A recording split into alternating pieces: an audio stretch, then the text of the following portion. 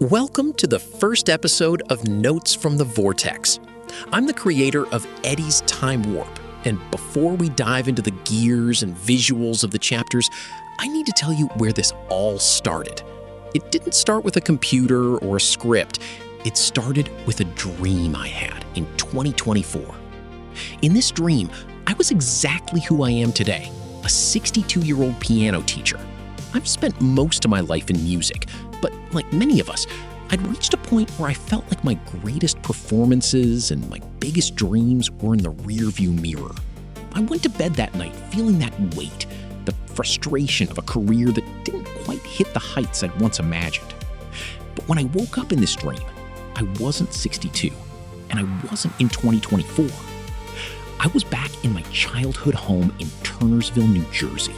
The year was 1978. I was 16 years old again, standing in the quiet of the living room while the rest of the world was still asleep. I could feel the texture of the carpet and the specific, hazy morning light of South Jersey filtering through the curtains. I could hear my dad in the kitchen. He was a pipe fitter, getting ready for that long, familiar commute into Philadelphia. In 1978, he was healthy. He was strong. He was still years away from the asbestos exposure that we didn't yet know was so harmful. In real life, I lost my father when I was only 17. But in this dream, I was standing there with all my memories of the next 40 years intact. I knew the future. I knew who I had become. I looked at the old upright piano in the corner, the one I used to struggle with, the one I actually kind of sucked at back then.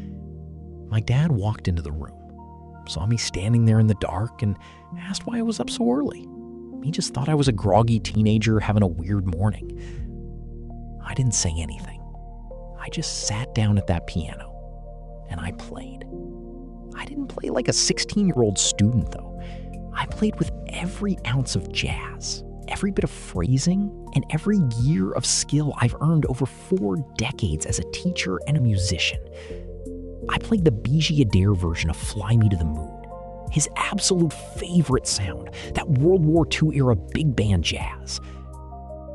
The look of pure, frozen shock on his face, the realization that his kid had suddenly become a master, that's where the dream ended. That's where I woke up. I felt like Doc Brown hitting his head on the toilet. That dream was my flux capacitor. It made me realize that time travel isn't just a sci-fi trope. It's the ultimate human what if. It's the chance to show the people we've lost who we really turned out to be. That emotional core is why I created Sarah and Eddie. When Sarah grieves her father in Chapter 2, that's my 17-year-old self. When Eddie is frustrated with his guitar, that's me at that piano in Turnersville. This channel is my way of playing that song for my dad, every single week. Well, thanks for stepping into the vortex with me. I'll be dropping these notes every Wednesday at 11 a.m., so make sure to check back then for the behind-the-scenes look at the story. And if you haven't heard the beginning of the journey yet, go back and listen to Chapter 1 now. I'll see you there.